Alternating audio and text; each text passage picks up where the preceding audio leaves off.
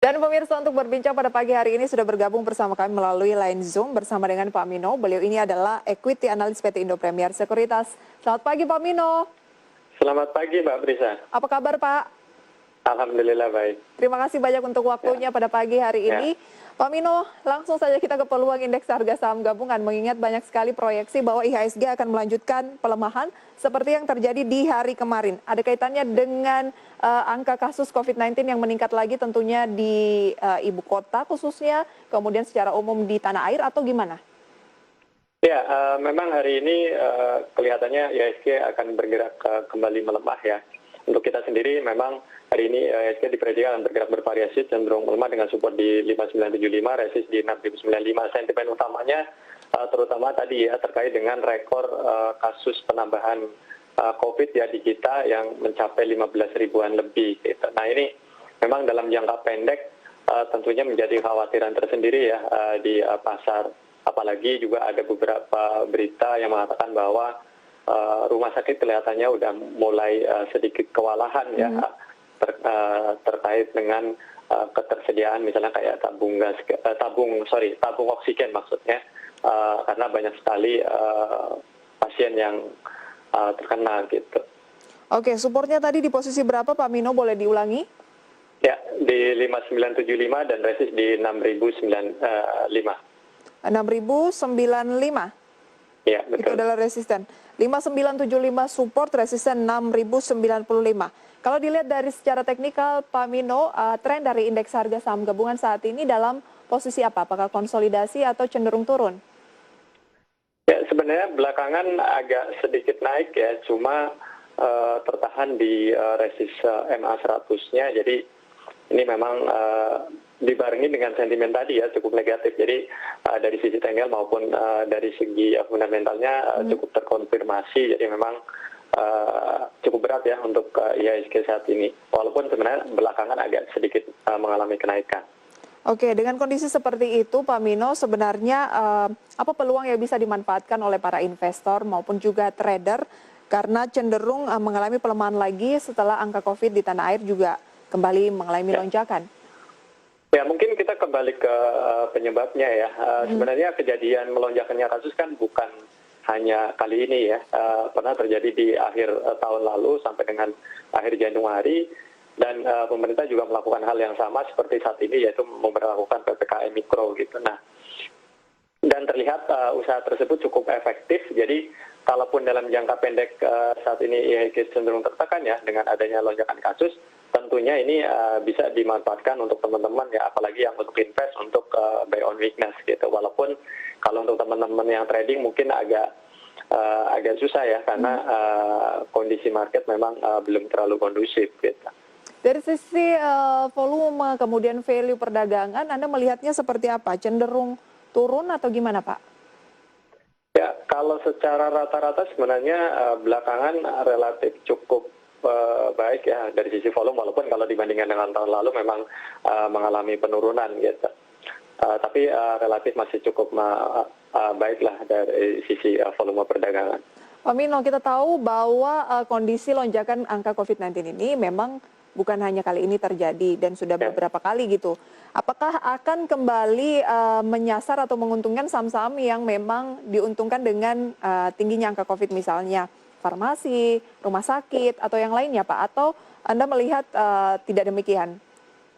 Ya, justru kalau menurut saya ada yang satu sektor yang sangat diuntungkan ya, terutama terkait dengan kebijakan PPKM Mikro yang mewajibkan 75% harus WFH, yaitu saham-saham sektor telekomunikasi Mbak Pisa. Jadi tentunya dengan kebijakan WFH ini, apalagi Jakarta kan pusat bisnis ya, artinya ini peluangnya ada kenaikan konsumsi data dari masyarakat ya dengan kebijakan WFH ini, dan ini sangat menguntungkan untuk emiten-emiten di sektor telekomunikasi. Nah kemarin untuk Telkom kemarin naik 2,12% di tengah pelemahan indeks harga saham gabungan. Apakah Telkom adalah salah satunya? Ya, Telkom merupakan salah satunya ya, karena tahun lalu itu dampak yang paling terasa dari Telkom adalah kenaikan yang cukup signifikan dari pelanggan IndiHome-nya ya. dan konsumsi data juga meningkat.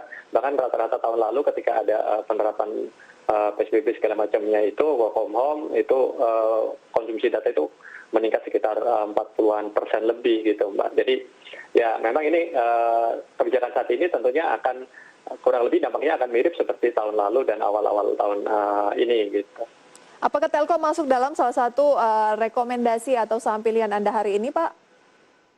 Kalau untuk Telkom hari ini kita sebenarnya nggak masuk rekomendasi kita ya, tapi kalau misalnya teman-teman mau masuk cukup menarik karena kemarin membentuk pola bullish continuation, jadi dari sisi sentimen dapat, kemudian dari sisi teknikalnya juga cukup menarik ya. Artinya hari ini memang ada peluang untuk Telkom untuk kembali menguat dengan melihat penutupan kemarin yang cukup tinggi gitu.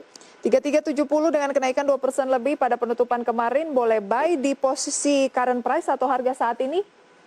Ya mungkin dengan adanya sentimen cukup negatif ya, mungkin bisa agak tunggu sedikit di bawah, mungkin akan turun dulu tapi kemudian akan naik. Jadi bisa ditunggu mungkin di level sekitar 3350-an Mbak bisa. 3350 untuk kita buy ya, buy on weakness dengan peluang kenaikan untuk Telkom, resistan terdekat atau angka target terdekat di posisi berapa? Ya, sebenarnya ini kalau terus berlanjut ya, ini target terdekat bisa ke 3.550-an ya. Tapi mungkin ini tidak akan tercapai dalam 2-3 hari, bisa mungkin seminggu ke depan. Gitu. Baik, 3.550 target terdekat dari harga saham Telkom. Kalau bukan Telkom, Anda bicara mengenai komunikasi, lebih ke saham apa? Ya. Secara umum sebenarnya hampir semua ya, tapi untuk selain tadi Telkom, kita hari ini untuk sektor telekomunikasi merekomendasikan TOWR Mbak Prisa. Jadi kita rekomendasikan buy untuk TOWR hari ini.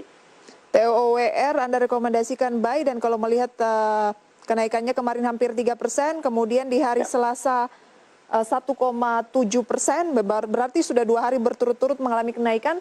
Semenarik apa TOWR di posisi 1240?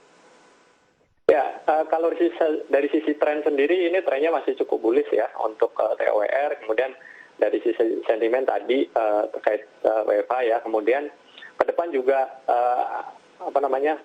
pengembangan teknologi 5G ya yang saat ini sudah diluncurkan oleh dua emiten telekomunikasi yaitu ISAT dan Telkom, ini juga berpotensi akan mendongkrak kinerja dari saham-saham penyedia menara telekomunikasi gitu. Jadi dua hal ini saling mendukung, saya pikir ini menjadikan saham TOWR ini menjadi cukup menarik gitu.